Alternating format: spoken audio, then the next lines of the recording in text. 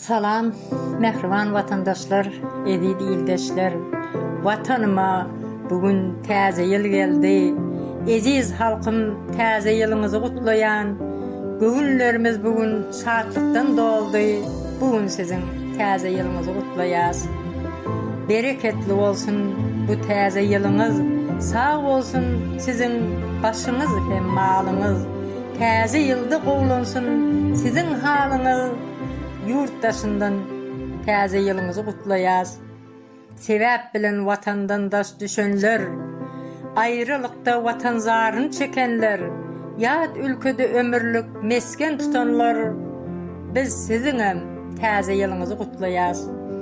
Bars yılı halkıma bagyt getirsin, ağır yatan hastalarımız kutulsun, gelecek yılda jay toy, bagyt toyu tutulsun. Biz